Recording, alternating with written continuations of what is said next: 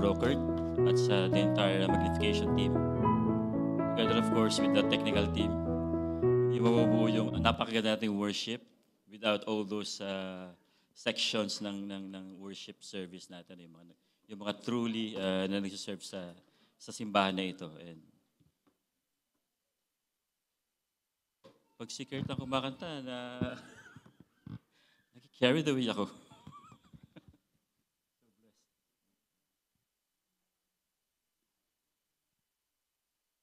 Yun. So, yun nga po, salamat sa privilege na ito na ipinagkaloob sa akin for today to share the word na nagsimula lang sa, akala ko biro. Hindi. Nagkakwento lang kami ni PJ while going back to Sharjah. Wala kang ginagawa, sabi ko. Wala ka naman palang ginagawa. Sabi niya, di ikaw sa Sunday. Sabi ko, sige. Pero seryoso naman yun. Tapos finalo up niya ako this, I think, Wednesday yata, Thursday, no? Sabi niya, bro ikaw sa Sunday ha. Remind ko lang. Tapos gino ko siya. Akala ko joke lang. Tapos tagal niya sumagot. Sabi ko, hindi joke, nag-prepare naman po ako. Yun. It's always a joy. Always I'm saying this. It's always a joy to be used by God na even in the least way, capacity na meron tayo.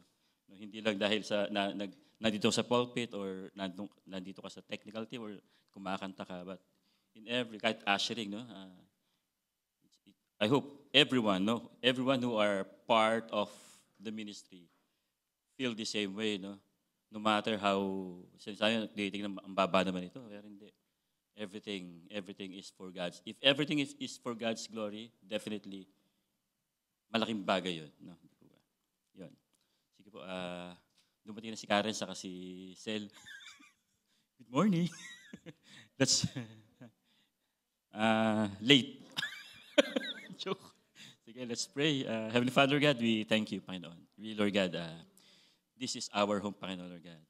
Our home is you, Panginoon, Lord God, as we continually, Lord God, dwell in your presence, Panginoon, Lord God. And we always, Lord God, feel your presence, Lord God, every Sunday, Lord God, that we are here, Lord God, in this service hall, Panginoon, Lord God, Lord, in this worship hall, Lord God, Lord, salamat, Panginoon, Lord God, for the strength, Lord God, that you have given to each and every one, Panginoon, Lord God, for the entire week, Lord God, and that, Lord God, we have seen, Lord God, how faithful you are, Lord God, how you provide everything, Lord God, for all of us, Panginoon, Lord God. And even, Lord God, enabling us, Lord God, to come here, Lord God, to be with each other, Lord God, to be with the brethren, Panginoon, Lord God, to sing praises, Lord God, and to utter words, Lord God, of glory, Panginoon, para sa iyo, Panginoon. Even, Lord God, to hear your message, Panginoon, Lord God. Lord, maraming salamat, Lord God, and hide me, Lord God, behind your cross, Panginoon, Lord God. It is not me, Lord God, who will be speaking, Panginoon, Lord God, but I pray, Lord God, that you, Lord God, will speak, Lord God, to the very hearts, Lord God, of your people, Panginoon, Lord God, of your children, Panginoon, Lord God, that indeed, Panginoon, Lord God, whatever, Lord God, na discuss, mapag-aralan namin, Panginoon, Lord God, masabi, Lord God, in this short period of time, Lord God, Lord, I pray, Lord God, that this will really, Lord God, transcends, Lord God, to the very core of the heart, Panginoon, Lord God, and truly, Lord God, it will bring glory to your name, Panginoon, Lord God, as we obey, Lord God, whatever, Lord God, we hear for today, Panginoon, Lord God. Lord, we bring back all the glory, all the praises and adorations, Panginoon, Lord God. In Jesus' name we pray. Amen. Yun nga po. So, yun, at ang title lang ng sermon is Take Heed. No? Pero in close part, hindi ko sama, to listen and to follow. No? To listen to and follow. I will explain that in a little while. No? But you still remember the topic of PJ last Sunday. Tama? About what? Discernment. May premyo ka kay Franz. It's about spiritual discernment, no? Actually, I took down a lot of notes and I wrote down a lot of notes nung last Sunday. And a life without spiritual discernment, no, is a life that could be on the brink of compromise and on the verge of believing what other people say. No? Madali ka matos, no? Madali ka masway, no? Not possessing spiritual discernment could lead to a spiritual stuntedness, no? Pagiging bansot, no? Or worse, to spiritual astray or what we call apostasy, falling away or turning away from our faith.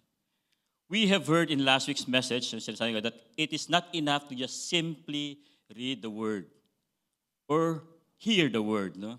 But we need to meditate on the word, because simply reading or hearing the word without meditation and reflection, it will not produce spiritual growth and maturity. Having spiritual discernment is not an overnight process but a daily connection with Christ, no? Hindi siya instant instant noodles na pag binasa mo siya, right there and then, nandun yung spiritual discernment. No? Bakit? Kasi for it requires reading, no? Meditating, examining His Word, praying, no?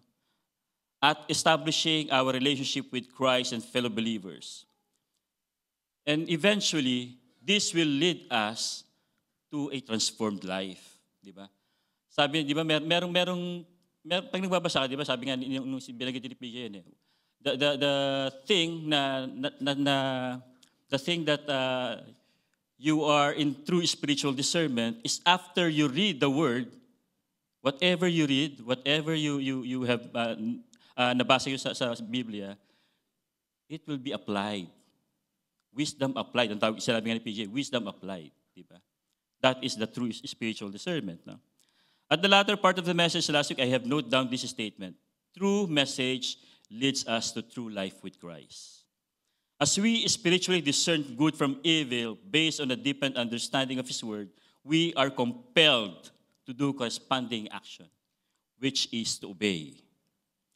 Obedience is indeed a big word in the Scripture. It is actually one of the most significant themes of God's letter to us in the Bible, along with God's glory, yung God's R&R, yung redemption and restoration, no?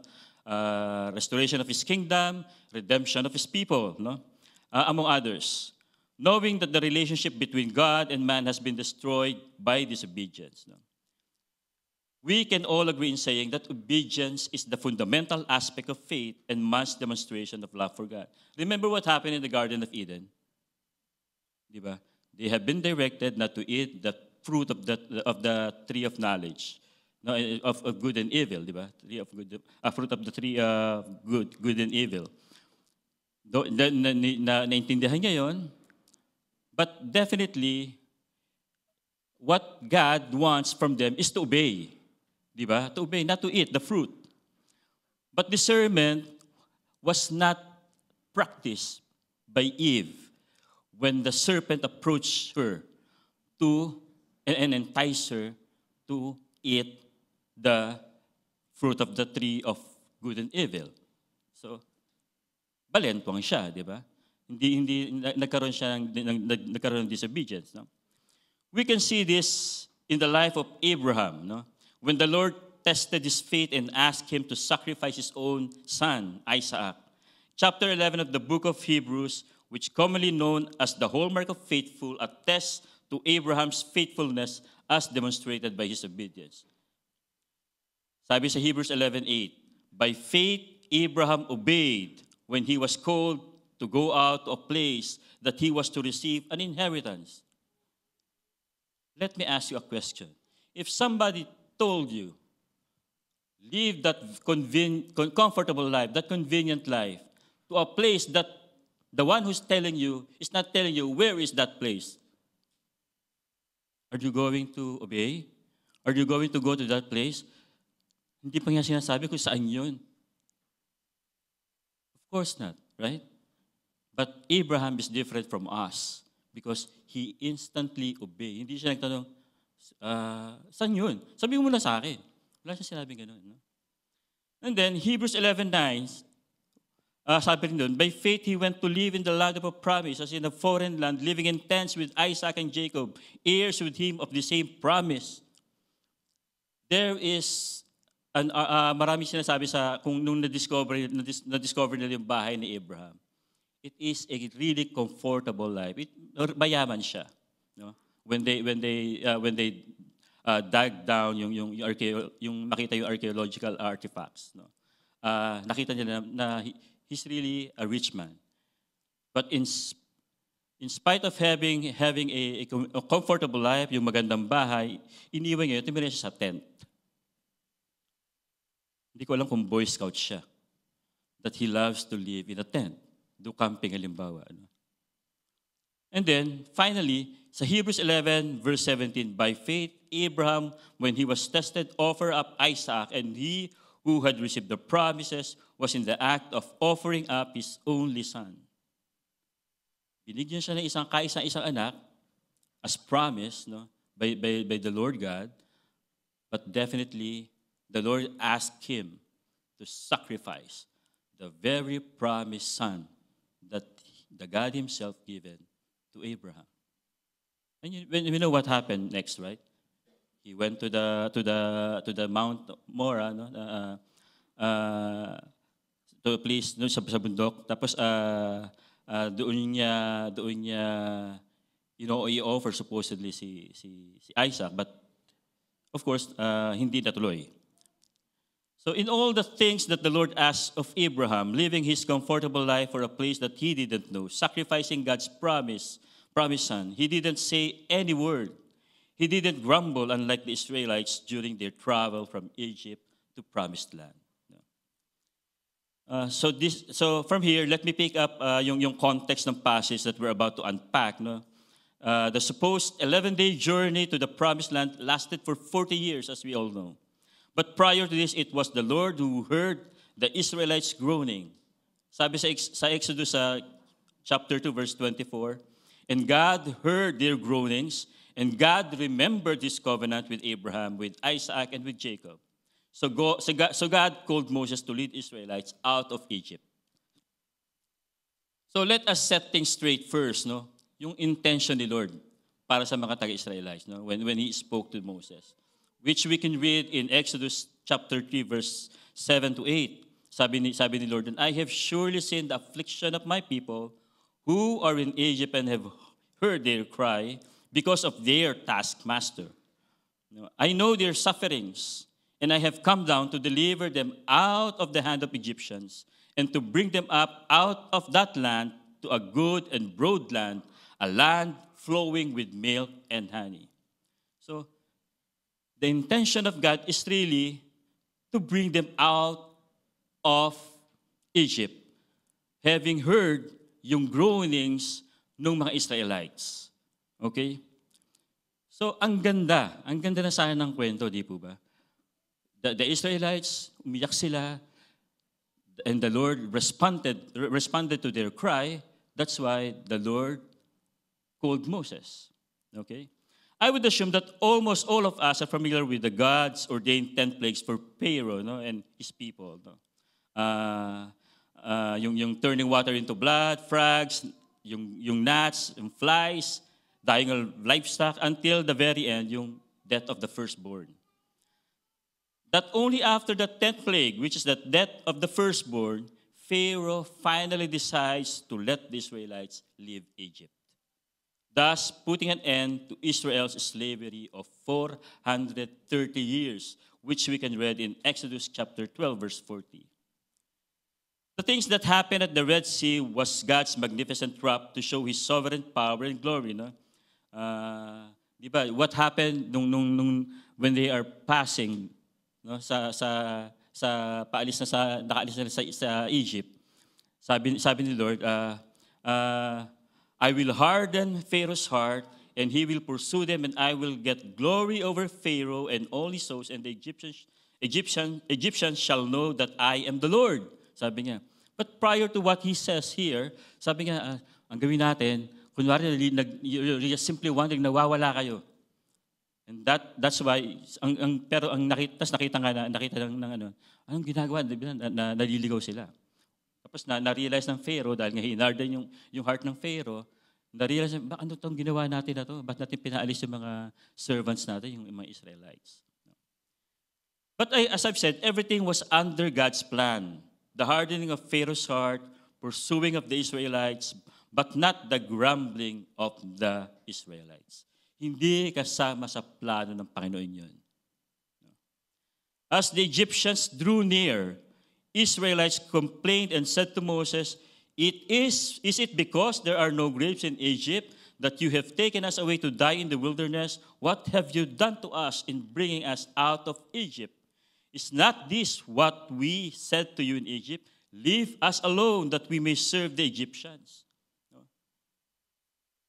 Nung nakikita na nila that the chariots, no, of Pharaoh and the rest of the Egyptians, at biglang nakalimutan nila meron silang Diyos na someone, no, the Lord na gumagabay sa kanila palabas ng Egypt. They get out of focus. At dahil doon, they doubted God. No? They doubted God.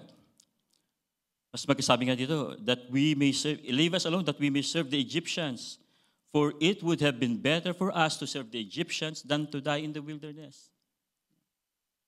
This sets the disappointing pattern of the behavior of the Israelites as they journey to the Lord's promised land, which is Canaan. From their groaning, crying their heart out to the Lord in Exodus chapter 2, verse 23 to 25, they started to grumble due to fear. Nung nakita nila yung chariots. No? Then because of thirst, no? Sa Exodus chapter 15, verse 24, tapos nag-grumble na naman sila, nag-complain na naman sila due to hunger. Sa Exodus 16, verses 2 to 4. Again, due to thirst. Sa Exodus 17, verse 3. Then again, out of fear and tremble. Sa Exodus chapter 20, verse 18 to 19. And so the supposed short journey of going to Canaan became a long march that took 40 years in wilderness before reaching the promised land. More than the habitual grumblings, the unbelieving and doubting hearts of Israelites further contributed to the anger and dismay of the Lord. The things that happened to the Israelites, the 40 years of being in the wilderness, are the things that the Hebrew writer used not only as a reminder, but a caution for all Jews whom he called as holy brothers, sisters, brethren, who belong to God and are partners. No? A warning that laid down to all believers in holding fast their faith unto Jesus, whom the writer of the Hebrew described as better than angels, better than prophets, better than all other intermediaries. No? The book of Hebrews is a strong warning for all those believers. During the time nung they are facing, they're experiencing the persecution under the Roman Empire, specifically under the Nero's Empire, no? Sa paghahari ni Nero. Kaya kami mga iba, there are some Christians that afraid to read the Hebrews, no? Because it's telling the truth. It gives warning, no? But yes, it gives warning, but it's also encourages. Hindi lang siya nagwa-warn. It also encourages siya. The book itself also encourages the reader. So, what are the things that we can see here? No, sa binasa natin sa Hebrews chapter 3 verse 12, no?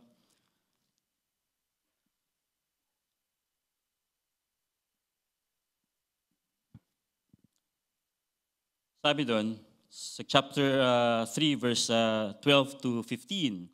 Take your brother lest there be in any of you an evil, unbelieving heart, leading you to fall away from the living God, but exhort one another every day as long as it is called today, that none of you may be hardened by the deceitfulness of sin. For we have come to share in Christ, if indeed we hold our original confidence firm to the end, as it is said, today, if you hear His voice, do not harden your hearts as in the rebellion. Pag binasa natin sa NLT, ganito siya. Be careful then, dear brothers and sisters, make sure that your own hearts are not evil and unbelieving, turning you away from the living God. Be careful then. No? Be careful then. Yung sa verse 12. Be careful then. It's not just a warning for something that will cause harm to the present reader. Bakit? Kasi the phrase, be careful then, is a severe warning, no, if you will, because of the story of the actual damage that was passed on to different generations. Yung nangyari na sa previously pa, no? As a matter of fact, preceding verses, no, 7 to 11, chapter 3, verses 7 to 11, were drawn from Psalms 95 that talks about the rebellion of the past generations. No? Di ba, alam natin kung ano nangyari along the journey of coming out from Egypt going to the promised land, which is Canaan. No? Sabi doon, yung meron siya sabi sa Exodus 17:1-7, no, wherein people complain about the lack of water. No? So the Lord instructed Moses to strike the rock at Horeb. Moses called the place Massa and Meribah, which means provocation and trial. No? Same words are used in Hebrews chapter 3, verse 10. No, makikita natin yun sa chapter 3, verse 10. Sabi doon sa chapter 3, verse 10, therefore I was provoked with that generation, and said, they always go astray in their heart. They have not known my ways. Sabi niya. So the word provoke is referring to the things that happened in Meribah and Massa. Na mismo si Moses ang nagbigay ng pangalan na yun. For they keep on complaining. For they keep on testing and provoking God. No? Going back to the phrase, be careful then, is a warning not to do the sins that have been committed against God by their ancestors during the time when they were in the wilderness. It says in one commentary that Israel's bondage in Egypt is an illustration of sinners' bondage to the world. And as already established from the beginning of this message, that Israel's delivery from Egyptian slavery and oppression, or from their tragic spiritual condition, was God's response to their groaning. The Lord did everything for them out of His love. Out of Israel's provocation and testing, everything. No? Hence, the Lord said in Hebrews chapter 3, verse 10, therefore I was provoked with that generation and said, they always go astray in their heart. They have not known my ways. No? They refuse to do what the Lord is telling them to do. God's chosen people or nation has witnessed every good things that benefited them, every miracle, every sign and wonder that truly reveals God's majestic power. Pero anyari, sabi nga, ano nangyari? No, you have witnessed how faithful God, no, sa buhay ng mga Israel, delivering them out from Egypt, no, going to the promised land, the land of milk and honey, no. Pero ang sabi nga, these things didn't bring the Israelites closer to God, no. They possess an unbelieving heart. No? That instead of putting their trust, faith, and belief, they possess an unbelieving heart. No? Instead of getting closer to Him, they fall away from the living God. In short, they have hardened their hearts. I don't know about you, church. Pag tinitignan ko kayo lahat dito, I can definitely say that you are all blessed, including me, syempre. No? We are also blessed. But the thing is, does the blessing that we receive from God, whether it's provision, whether it's spiritual maturity, or whatever it may be, does it bring you closer to God? Or hayahay lang kayo dahil blessed naman ako eh. And then mag-isip nga tayo, di ba? If that blessing really comes from God, if that blessing didn't lead you in giving glory to God, in honoring Him, there might be some problem. Gising-gising din. Together with the phrase of be careful then, there is a follow-up admonition saying, make sure, sabi doon, make sure that your own hearts are not evil and unbelieving, turning away from the living God.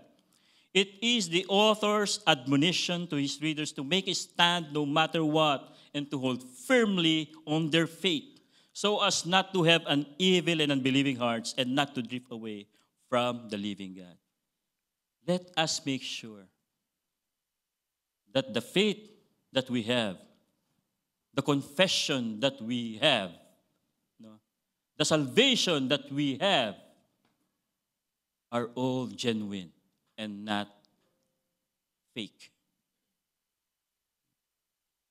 Make sure that your own hearts are not evil and unbelieving. Turning away from the living God seems to me an echo of what Jesus said in the Sermon on the Mount, no? Matthew chapter 5, verse 8. Blessed are the pure in heart, for they shall see God.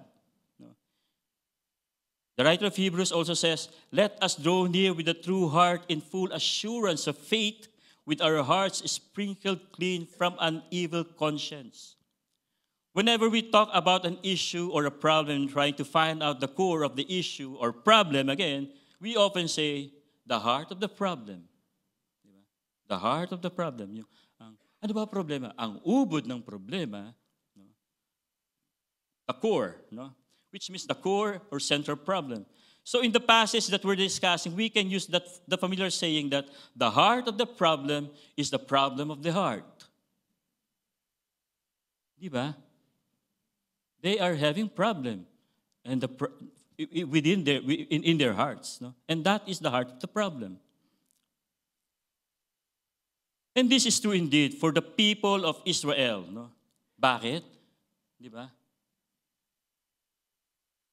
You opted, no, when they saw the chariots coming nearer to them, while paano sila sa Red Sea, di ba?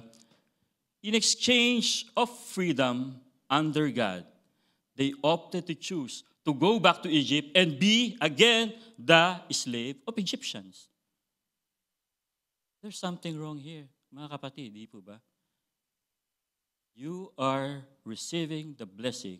You are witnessing the things that God has provided, no, sa kanila. Pero definitely, it didn't affect them.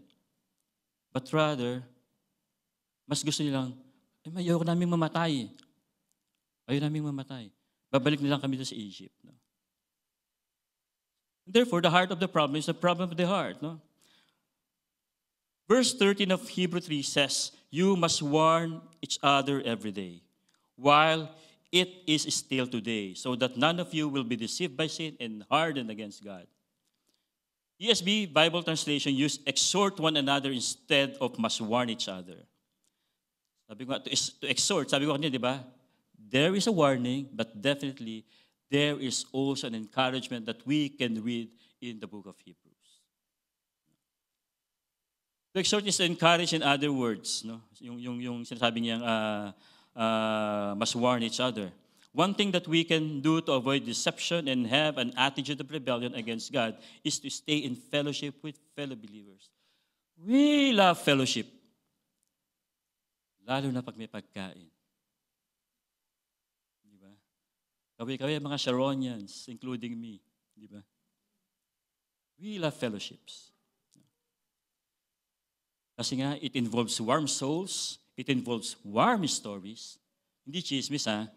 Warm stories and warm food with cold dessert.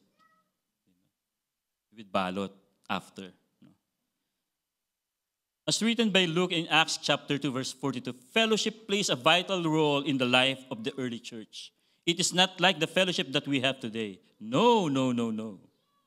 Ang laki ng difference nun. The fellowship that they've had during the early church is entirely different from what we are having right now. Hindi sila nagbabalot. Kasi nandun na sila mismo. They are in one community. It is not like the fellowship that we have today because fellowship happened in one community. In Acts chapter 2, verse 44, and all who believed were together and had all things in common. Walang nahiit sa pwera. Walang nasa set aside. No? You are part of the community. You are part of the fellowship. We'll further notice the remarkable fellowshipping that they do if we continue reading it in verse 45 to 47. In our present time, no, sa atin, no, we have care groups, no.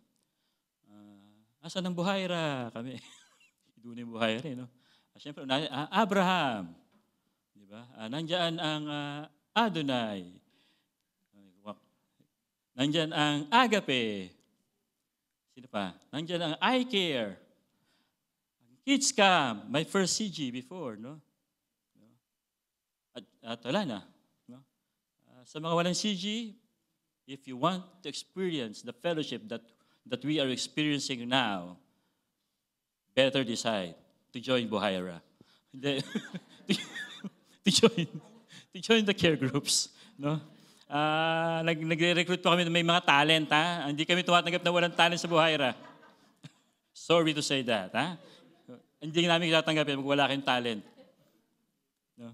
Apart from care groups, fellowship can also happen, yung sa sinasabi natin, discipleship. Di ba? Fellowship can also happen outside the very building, outside the very house. Dali mo siya sa labas. Evangelism and mission can also be a fellowship. Okay? Again, the writer of the Hebrews expound this by saying, and let us consider how to stir up. No? Sa NLT, sabi nga, motivate one another to love and good works, not neglecting to meet together as is the habit of some. No? But encouraging one another and all the more as you see the day drawing near. Yung today na word doon is referring to the urgency. It is referring to the urgency. No? It is urgent. No? Sabi nga dito, the day is drawing near. So yung ngayon is very urgent because the day is drawing near. Okay? But the thing that sabi dito sa Hebrews 10 chapter 10 verse 24 to 25, as is the habit of some. Yung natawa ako dito nung binasa ko siya uli. Meron na palang hindi umaattend ng fellowship dati. At hindi lang siya umaattend, habit niya na. No? Habit niya na. Wala sa All Nation yan. Kasi we are all faithful in attending our care groups. Tama ba? Parang hindi totoo. Pero huwag kayong mahiya kasi dati meron na yun. Pero mahiya kayo kasi dapat tumatin kayo. No?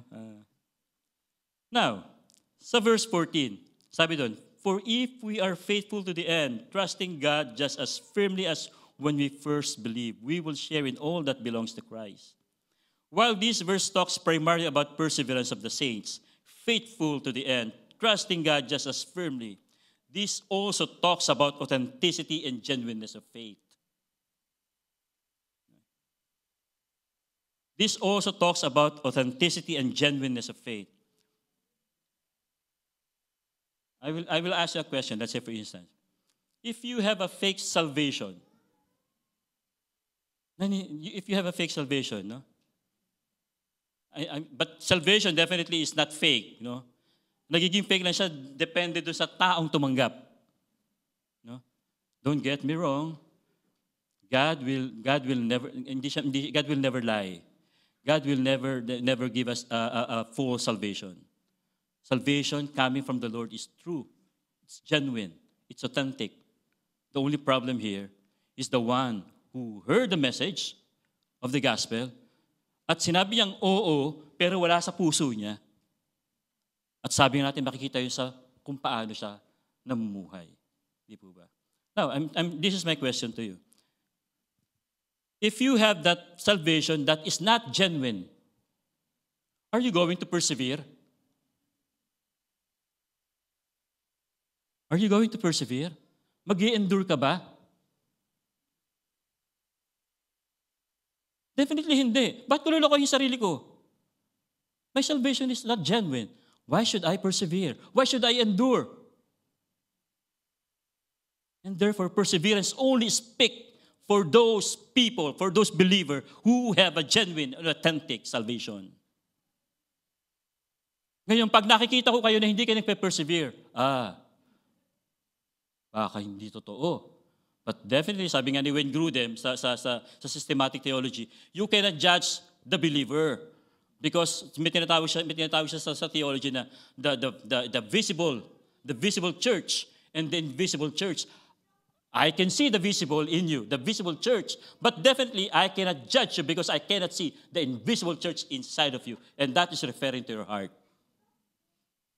So, huwag kang man-judge kapatid, kasi hindi mo alam yung nasa puso niya. I'm just warning you. Pero, yung sa sinabi ko pa noong una, no?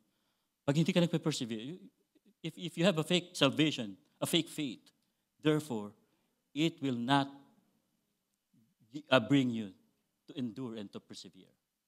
Kasi hindi ko lulukoy yung sarili ko. Mapapakamatay ba ako sa isang bagay na hindi ko paniniwala na totoo? Di ba hindi? Sino gusto pumunta ng Afghanistan? Yung may totoong faith. Wala. Kahit ako, ayoko rin eh. Hindi. Malay nyo, di ba?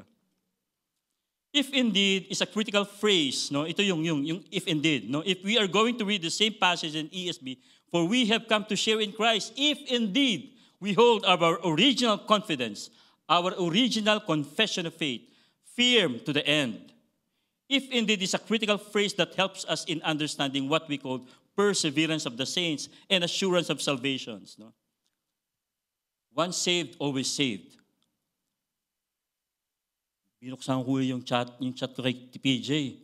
Kasi nung bata pa ako, that was in 2016, nagtanong ako kay PJ noon, anong tingin mo sa once saved, always saved? Kasi nung una, sabi ko, parang hindi totoo yun kasi magkakasala yung tao eh. Di ba? Pero yung nga, sabi, once you are genuinely saved, you are genuinely saved. You will have that assurance of salvation. Pero na-explain mo sa akin ni PJ, kaya ngayon, I do stand doon sa doctrine na yun, na once saved, always saved. And we have a lot of passages in the Bible that can help us to explain it. No? This phrase, if indeed, was repeated twice in the book of Hebrews. First in Hebrews 3:6, no? But Christ is faithful over God's house as a son, and we are His house, if indeed we hold fast our confidence and our boasting in our hope. Yun nga, sa second na indeed, yun sa Hebrews chapter 3, verse 14. The phrase, if indeed, sets the condition to arrive in a certain logical conclusion. No? For Hebrews 3:6, we can say that we are His, referring to Christ, if indeed we hold fast our confidence and our boasting in our hope. Sa chapter 3, verse 14, we have come to share in Christ if indeed we hold our original confidence firm to the end. Sabi ko, there are so many passages that can support this, and one of these is the parable of the sower that we can read in verses 1 to 9 of Matthew and Mark. No? This parable, as we all know, is Jesus' illustration of God's word, and how it was received, understood, and nurtured. And again, we know that only the seed that has been sown in good soil produce grain. The rest, devoured by the birds. Tapos yung isa, yung immediately sprang up, but scorched due to sunlight, yung nasa mga batuan. Some fell among thorns and choked by the thorns. We can say that perseverance is the proof of what has taken place in the past and an essential ingredient of what it means to be a Christian, a partaker of Christ. So Hebrew virtually defines true believer as those who hold firmly to the end of the confidence they had at first. This is indeed a close tie between genuine faith and perseverance. That's why I asked you earlier, pag totoo ba yung faith mo, you will persevere. Kasi hindi pwedeng maghiwalay ang faith, ang salvation, and perseverance. The title of this sermon is to heed, which basically means to pay attention. But I came across to this explanation that heed is an old word that means to listen to and follow. And this is what it says in verse 15. Remember what it says. Today, when you hear His voice, don't harden your hearts, as Israel did when they rebelled.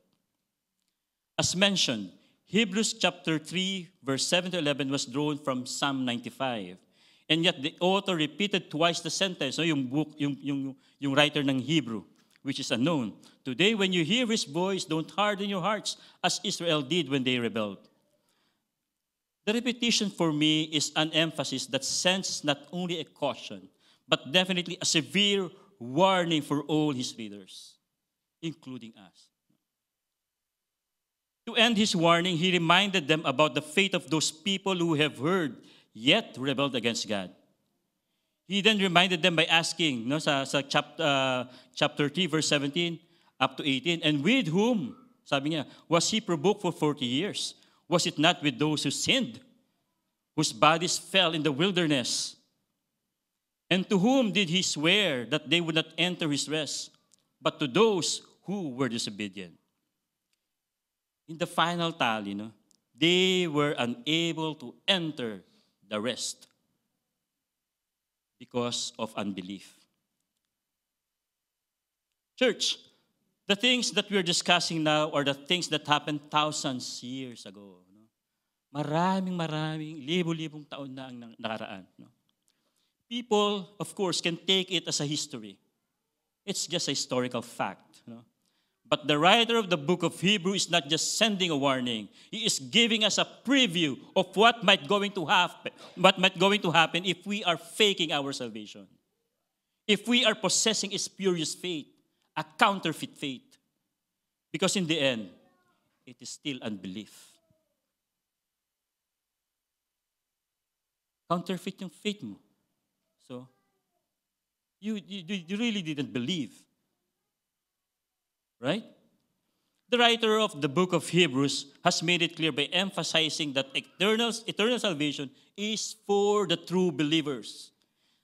Eternal salvation is for the true believers, for they put their trust unto the Christ, the only way, the only truth, and the only life, the living Savior who constantly intercedes for them. Christ Jesus said in John chapter 6, verse 39 to 40, and this is the will of him who sent me, that I should lose nothing of all that he has given me, but raise it up on the last day. For this is the will of my Father, that everyone who looks on the Son and believes in him should have eternal life, and I will raise him up on the last day. There is that assurance, provided that we are looking on the Son and believing in him. John chapter 10, verse 14, I am the good shepherd. I know my own, and my own know me. No? Sa Rock, we are in the series of I Am. We are now in the 6th I Am. Those who are in the sheepfolds are his own, for they have entered by the door. Sabi sa John chapter 10, verse 2. They hear his voice and they follow him. Sabi yun sa John 10, verse 27. No? We keep on hearing God's voice through our fellowshipping with brethren, through Sunday's worship service, but we can hear it every day through his word in the scripture. Hindi nyo na kailangan maghintay ng linggo para magbasa ng Bible. Hindi nyo na kailangan maghintay ng CG para ma-encourage kayo. Because the Bible itself, God's word, will speak to you.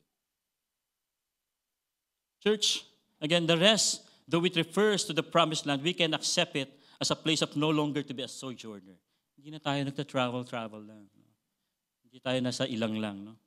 For we are resting to God. We can always rest in God's word. We can always rest in God's providential truth. We can always rest in God's sovereign power and authority. And that rest that is being referred here in the scripture is the rest that could be our contentment in God.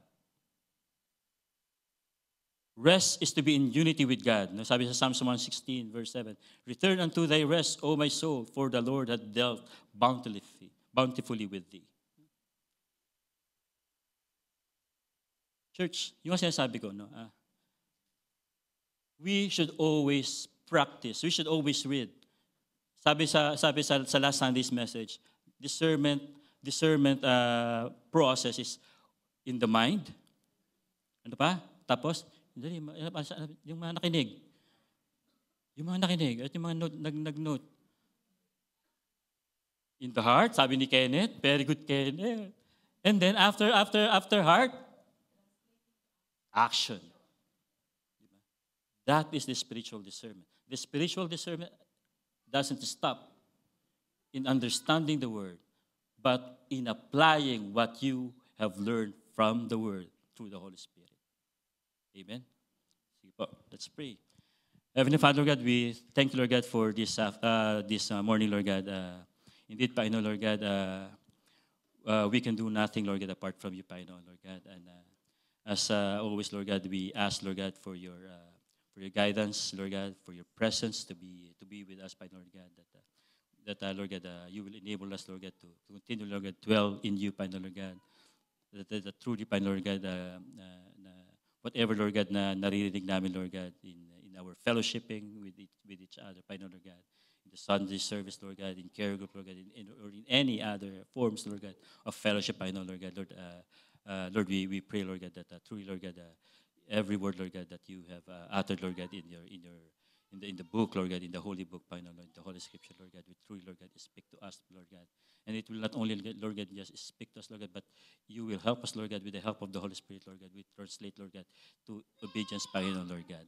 Lord, maraming salamat, Lord God, for this wonderful morning, Lord God, that we can always, Lord God, we can always, Lord God, feel, Lord God, your presence here, Lord God, among us, Panginoon, Lord God.